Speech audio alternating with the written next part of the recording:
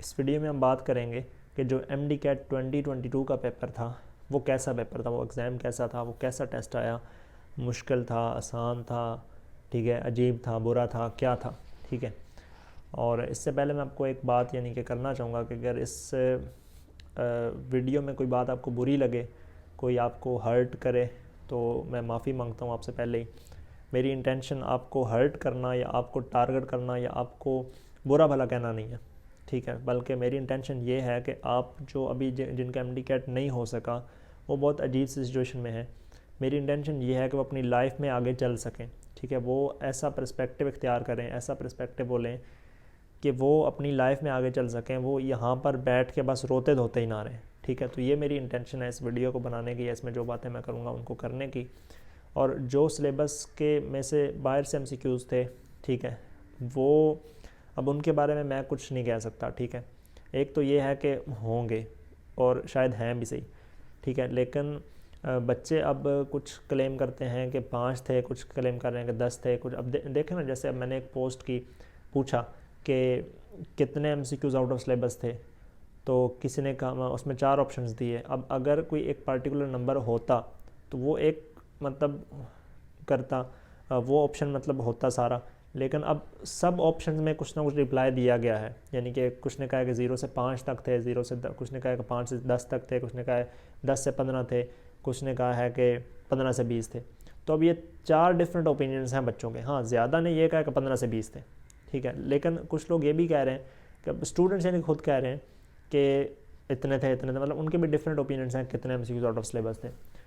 तो इस चीज़ में स्टूडेंट्स इतने रिलायबल नहीं होते, क्योंकि एक तो वो मतलब ऐसी सिचुएशन में होता है ना, वो चीज़ों को समझ नहीं पा रहे होते, और ये बड़ा इजी यानी कि एक है ब्लेम के कर देना कि आउट ऑफ सिलेबस MCQs थे, तो एक बड़ा इजी एस्केप है, ठीक है। लेकिन बहरहाल होंगे MCQs आउट ऑफ सिलेबस, हो सकते हैं, लेकिन अब कितने हैं एग्जैक्ट इसको मैंने पेपर पढ़ा भी है, लेकिन क्योंकि मैंने सिलेबस नहीं पढ़ा फिर उसको टैली नहीं कर सका, तो मैं एग्जैक्ट नंबर नहीं दे सकता कितने आउट ऑफ सिलेबस MCQs थे। लेकिन मुझे भी लगता है कुछ ना कुछ ज़रूर होंगे MCQs syllabus out of syllabus, क्योंकि बच्चे इतना जो कह रहे हैं, ठीक है। लेकिन अगर हों भी तो इस पर मैं इतना कहूँगा कि बोदर ना करें, क्योंकि अब पंजाब के स्टूडेंट्स हैं तो सबके लिए आउट ऑफ सिलेबस हैं। ये कहकर बात ख़त्म नहीं होती, यानी कि ये कोई अच्छी बात नहीं है। फिर भी कुछ ना कुछ इनके मसाइल तो हैं आउट ऑफ सिलेबस MCQs के, लेकिन इतने मसाइल नहीं है जितने आप समझ रहे हैं, ठीक है। अगर आप 20 MCQs आप इनकाउंटर करते हैं जो आउट ऑफ सिलेबस हैं, तो आपके साथ वाला बच्चा 20 MCQs इनकाउंटर कर रहा है जो आउट ऑफ सिलेबस है, ठीक है। तो इशू हो सकता है, लेकिन उतना इशू नहीं जितना आप इसको सर पे चढ़ा रहे हैं, ठीक है। तो इसको आउट ऑफ सिलेबस MCQs वाले टॉपिक को हम साइड पे रखते हैं। उसके अलावा जो मतलब मैं एनालिसिस दे सकता हूँ वो देने की कोशिश करता हूँ। अब इसमें आप बात आती है कि कितना पेपर डिफ़िकल्ट था, ठीक है। तो पेपर का डिफ़िकल्ट होना ये कोई क्लेम या कोई ये कॉम्प्लेन नहीं बनती, ठीक है। पेपर मुश्किल था, एक तो ये कि जो पेपर मुश्किल होता है ना, इस पर भी बहुत सारे लोग कह रहे हैं पेपर मुश्किल था, मतलब मेजोरिटी का ये कहना है पेपर मुश्किल था, ठीक है, और इसको भी एज ए कॉम्प्लेन कह रहे हैं। जो पेपर मुश्किल होता है ना और जिस पर उस बनती है उस पर भी क्लेम नहीं होता, क्लेम उस पर भी नहीं बनता कि पेपर मुश्किल था। पेपर मुश्किल किस तरह होता है, 2017 का पेपर अगर आप किसी सीनियर से पूछें जिसने दिया हो, मैंने खुद भी नहीं दिया वैसे, क्योंकि मैं 2018 में आया था, लेकिन वो जो पहला 2017 में 2 बार पेपर हुआ था, रिकंडक्ट हो गया था, लेकिन रिकंडक्ट होने की वजह पेपर का लीक होना था, पेपर का मुश्किल होना नहीं था। तो उसमें सीनियर्स बताते थे कि एक एक पेज का एक एक MCQ होता था, इतना मुश्किल पेपर था, ठीक है। फिज़िक्स में इस तरह के MCQs आए थे। तो और मैक्सिमम जो लोगों के नंबर थे ना, वो यानी कि 1100 में से 700 800 इस तरह नंबर आ रहे थे, मतलब जो टॉपर्स थे ना उनके नंबर ये थे, ठीक है। तो इसको हम कहते हैं मुश्किल पेपर होना, ठीक है। अब इस पेपर की डिफ़िकल्टी जो थी वो मुझे यानी कि अप्रोप्रिएट लगी, डिफ़िकल्टी थी कुछ और वो होनी ही थी। पेपर ये नहीं कि हलवा नहीं दिया जाता, पेपर की कुछ ना कुछ डिफ़िकल्टी होती है। तो वो जो डिफ़िकल्टी थी ना, वो मुझे जो समझ आई है वो अप्रोप्रिएट है। मैंने पेपर सारा पढ़ा है, मज़ीद मतलब इतनी डेप्थ में नहीं गया, लेकिन एक बार MCQs की स्टेटमेंट्स को पढ़ा है। फिज़िक्स में कुछ न्यूमेरिकल्स थे, ठीक है, जो होते ही हैं, ठीक है। फिर कुछ लोग कहते हैं कैलकुलेशन मुश्किल नहीं, तो वो भी कुछ कैलकुलेशन मुश्किल होती ही हैं। और फिर जो इंग्लिश थी, जो मतलब एक होती है चीज़ की UHS मुश्किल बनाती है, तो वो भी मुश्किल नहीं थी। लॉजिकल रीजनिंग हालांकि मैंने बिल्कुल मतलब उसको पढ़ा नहीं है, उसकी तैयारी नहीं की, लेकिन मैंने सॉल्व किया तो मुझे भी काफ़ी MCQs आ रहे थे उसमें से, मतलब 4-5 तो आ रहे, 4 तो आ रहे थे कम से कम। तो जिसने तैयारी की होगी वो आराम से मेरे ख्याल में कर लेगा, लेकिन लोग इस पर भी कंप्लेन कर रहे हैं। तो कुछ कंप्लेंट्स जायज़ भी होती हैं, कुछ कंप्लेंट्स ठीक भी होती हैं। अब इसमें क्वेश्चन ये आता है कि अगर ये हो गया काम, ठीक है। तो अब हम क्या करें, सबसे पहले आप ये एटीट्यूड लें कि मैक्सिमम रिस्पॉन्सिबिलिटी अपने ऊपर लेने की कोशिश करें, कोई भी चीज़ होना, ठीक है। अब मैं ये एटीट्यूड चाहता हूँ कि मेरे अंदर बिल्कुल सही तरीके से आ जाए कि अगर कोई मुझे थप्पड़ भी मारे ना, मुझे कहीं से थप्पड़ पड़े या कुछ मेरे साथ यानी कि जुल्म हो जाए, तो मैं अगर घर आके सोचूं ना, तो मैं इस तरह ना सोचूं। मैं ये चाहता हूँ, ठीक है, मैं क्लेम नहीं करता कि मैं इस तरह मुकम्मल परफेक्टली इस तरह सोचता हूँ, लेकिन मैं चाहता हूँ कि काश मेरी ऐसी सोच हो कि मैं कहूँ कि यार उसकी गलती, मतलब उसको मैं गालियाँ ना दूँ।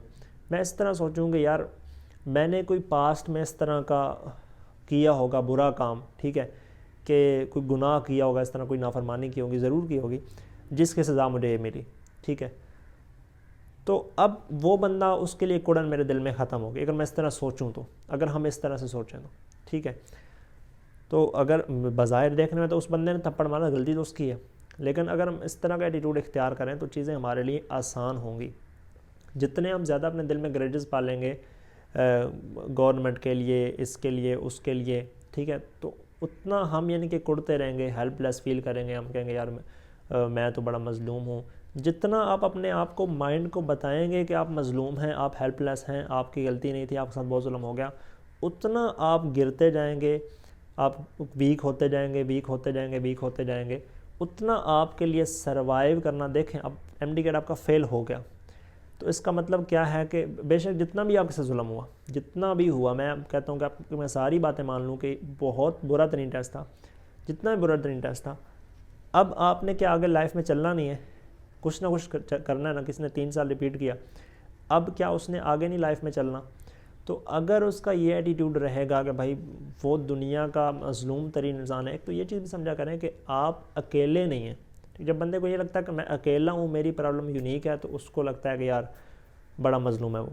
आप इस तरह सोचें कि आपका एडमिशन नहीं हुआ, किसी हज़ारों और हैं जिनके आंखों में ख्वाब था लेकिन एडमिशन नहीं हुआ, ठीक है।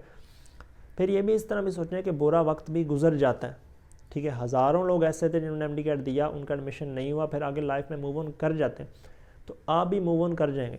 तो मैं बात कर रहा था कि आप लाइफ में मूव ऑन करना चाहते हैं ना, तो कॉम्प्लेन्स का मसला ये होता है कि आप बैठे रहते हैं, आप कॉम्प्लेन्स करते रहते हैं, एक्सक्यूज़ करते रहते हैं, वो कमेंट्स कर कर कर के कि ये फ़लाना ऐसे, फ़लाना ऐसे, फ़लाना ऐसे, ठीक है, प्रोटेस्ट करने निकल जाते हैं, करते रहते हैं, ठीक है।